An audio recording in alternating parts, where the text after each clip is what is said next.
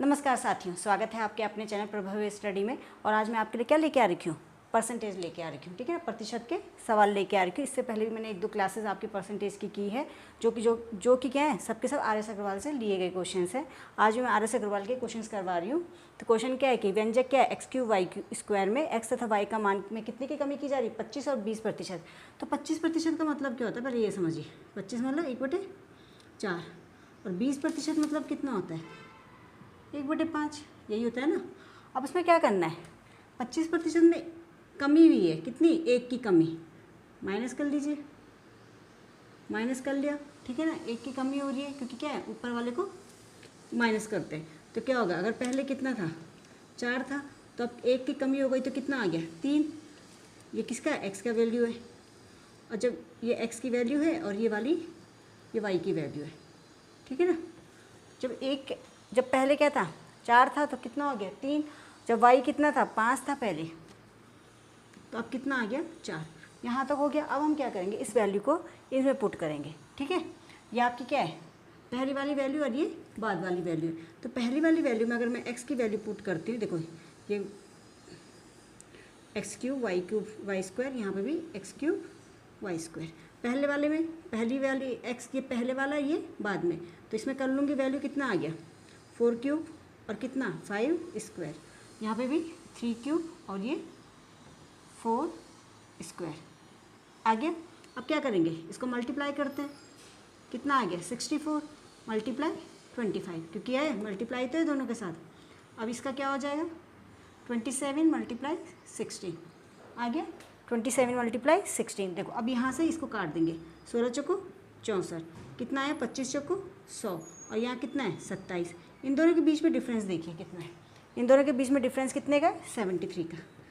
कितने का, 73 का। और उसने कहा कितने प्रतिशत की कमी, प्रतिशत की कमी में क्या करते हैं, जो डिफरेंस आया है उसको हर में लिखते हैं, पहली वाली वैल्यू। ठीक है ना, पहली वाली वैल्यू जो हमारी क्या है, पहली वाली वैल्यू उसको नीचे लिखते हैं हर में या डिनोमिनेटर में, और परसेंटेज के लिए क्या करते हैं, 100 से मल्टीप्लाई। तो काट दो, कितना है आपका, 73%। ये हमारा आंसर आ गया। आगे समझ में।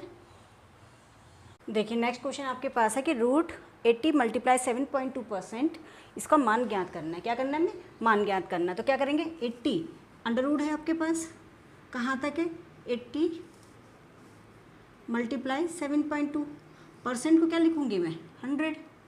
भाई परसेंट का मतलब ही क्या होता है, डिवाइड में 100 करना। इस परसेंट का मतलब हमेशा होता है कि डिवाइड करना। ठीक है ना, देखो अंडर रूट हो गया, इसका मतलब क्या है, 10 × 10 लिख सकती हूँ मैं, इसको पेयर बन गया, इस 10 को बाहर निकाल लूँगी। ठीक है, तो क्या आएगा, इसका अंडर रूट हट गया और 10 बाहर आ गया, ऊपर क्या बचा आपके पास, 80 मल्टीप्लाई 7.2, ये आपके पास आंसर आ गया। अब 80 मल्टीप्लाई 7.2 क्या हो जाएगा भाई, इससे 0.10 इसमें कर दो, इसको मैं ऐसे लिख सकती हूँ 1/10 अंडर रूट 8 मल्टीप्लाई 10 मल्टीप्लाई 7.2। आ रहा समझ में, 80 को कह सकती हूँ 8 मल्टीप्लाई 10 मल्टीप्लाई 7.2। अब देखो ये 10 का गुणा इससे कर लेंगे। ठीक है, 10 का गुणा अगर हमने इससे कर लिया तो क्या आएगा, गुणा गए 720। भाई 72 गुणा गए 10, और दशमलव कहाँ लगेगा, दशमलव कहाँ है, अंक के एक अंक बाद, तो एक अंक बाद लग जाएगा। इससे क्या समझे आप, इससे ये मतलब है कि अगर 10 से मल्टीप्लाई, दशमलव के बीच में अगर एक अंक है और यहाँ भी क्या है, एक 0 है, तो वो एक 0 एक दशमलव को हटा देता है। तो यहाँ पर भी मैंने आपको सिखाने के लिए ये किया कि 7.2 है, मल्टीप्लाई इसका 100 किया। देखो यहाँ मैं डायरेक्ट भी कर सकती थी 72, लेकिन समझाने के लिए किया है कि 10 मल्टीप्लाई 7.2, इसका मल्टीप्लाई किया, और क्या है 720, एक डिजिट बाद पॉइंट है तो एक डिजिट बाद हमने पॉइंट लगाया। आप इसको डायरेक्ट कर सकते हो कि अगर एक 0 है, दशमलव के बाद एक अंक है, तो क्या दशमलव हट जाता है। तो हमारा दशमलव हट गया, कितना हो गया, 72। ठीक है, अब इसका फैक्टराइजेशन करते हैं, 1/10। 8 को मैं कैसे लिख सकती हूँ, 4 गुणा के 2 लिख सकती हूँ ना, 4 दूनी 8। और 72 का कैसे लिख सकती हूँ, 8 9 72। ठीक है, 8 9 72, 8 को कैसे लिख सकती हूँ फिर, भाई 4 दूनी 8 तो यही है, इस 8 को कैसे तोड़ूंगी, 4 गुणा के 2। ठीक है, और 9 को क्या लिखूँगी, 3 गुणा के 3। समझ गए ना फैक्टराइजेशन कैसे करते हैं। 4 को भाई पहले मैंने क्या किया, 8 को 4 दूनी 8 में किया, फिर क्या किया, 72 को 8 9 72 में। अब इसके बाद क्या करना है, 4 को कैसे करेंगे, 4 गुणा गए 2 और 9 को 3 तिया 9। अब देखो 1/10 अंडर रूट का मतलब क्या होता है, पेयर बनाना। देखो इसका पेयर बन रहा है, जोड़ा बन रहा है, इसका भी जोड़ा बन रहा है, इसका भी जोड़ा बन रहा है, जोड़ा जोड़ा बन के एक एक पेयर एक एक अंक बाहर आता है। तो 4 का जोड़ा बना तो मैंने क्या लिख दिया, अंडर रूट हट गया और 4 आ गया। 2 का जोड़ा बन गया तो 2 आ गया, 3 का जोड़ा बन गया तो 3 आ गया।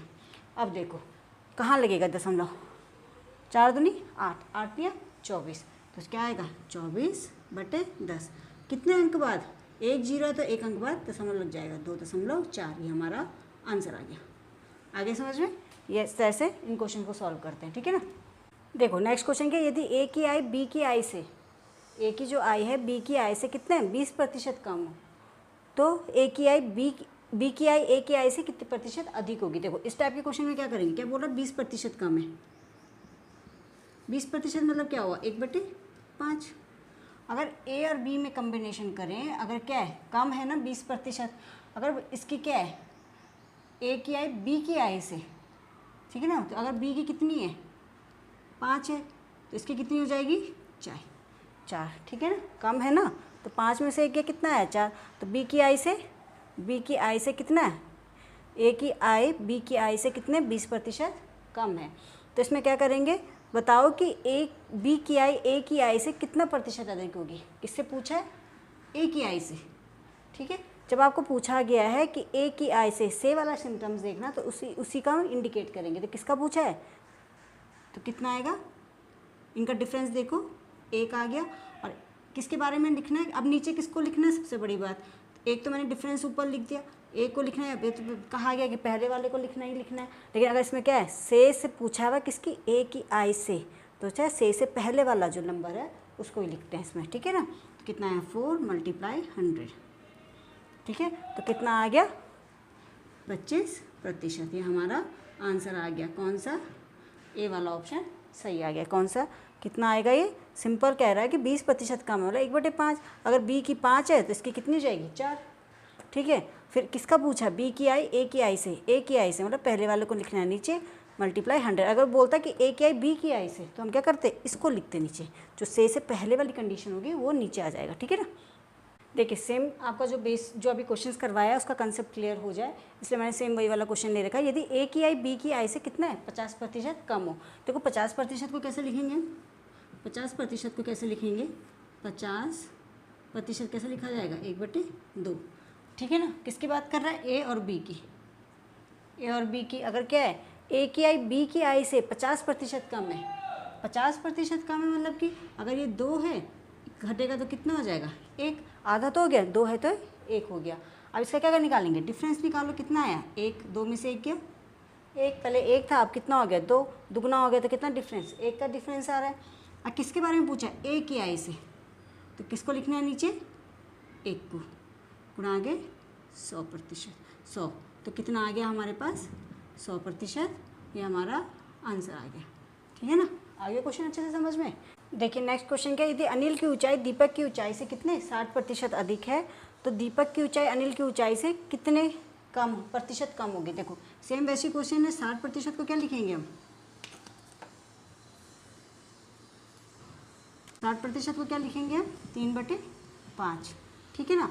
क्या कह रहा है, अनिल की जो ऊंचाई है दीपक की ऊंचाई से, मतलब कि अनिल की ऊंचाई दीपक की ऊंचाई से, अगर सपोज अनिल की कितनी है 5 है, अधिक बोल रहा है ना, तो प्लस का साइन आएगा हमारा।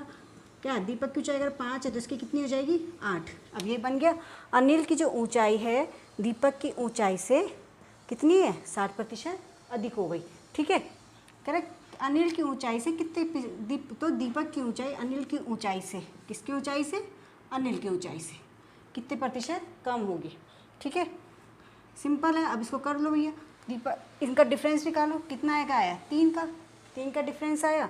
किसको लिखेंगे, डिफरेंस को ऊपर लिखते हैं, डिनोमिनेटर में किसका बारे में पूछा अनिल के, तो पहले वाले को ही लिखेंगे ×100, ठीक है। कितना आ गया 4 दूनी 8 और कितना आ गया 25 बार चला गया, ठीक है 25 दिया 75, 75/2 भाग दे दो, 2 3 6, कितना आ गया 2 7 14, 1/2%। तो हमारा कौन सा आंसर, सी वाला आंसर सही हो जाएगा, ठीक है ना। देखिए नेक्स्ट क्वेश्चन क्या है कि किसी वस्तु के मूल्य में पहले कितने की 10% की वृद्धि की जा रही है, उसके उपरांत कितने 20% की वृद्धि की जा रही है। तो उसका अगर बढ़ा हुआ मूल्य मतलब कि वृद्धि करने के बाद जो मूल्य बढ़ा वो कितना है, 33 रुपये। कितना, 33 रुपये हो। तो प्रारंभिक मूल्य बताओ। देखो प्रारंभिक मूल्य का क्या होगा, 10% का मतलब समझो, 10% मतलब कितना होता है, 1/10। ठीक है, कैसे निकला, 10% का मतलब 100, 0 से 0 कट के कितना आ गया, 1/10। ऐसे कितना, 20%, 20% को क्या लिखेंगे, 20/100। प्रतिशत कहाँ जाता है, हमेशा बट्टे में जाता है। तो कितना है, 2×5 = 10। तो कितना आएगा, 20% को क्या लिखेंगे हम, 1/5। आगे समझ में।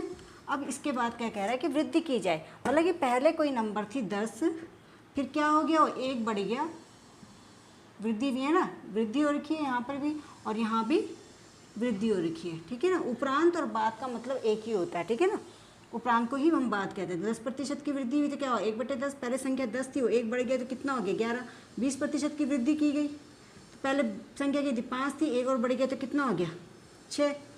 आगे समझ में। अब क्या करते हैं इन क्वेश्चंस में, कभी भी देखो ये पहले वाली वैल्यू और ये बाद में, ठीक है ना, जिसमें 10% 20% की कमी वृद्धि हो, ये इसकी बाद की वैल्यू आती। कभी भी ऐसे में नहीं करते यूँ में, हमेशा क्रॉस में करते हैं। मैं इसको 6 को यहाँ काट सकती हूँ, 5 को यहाँ काट सकती हूँ अगर वो कट रहा हो तो।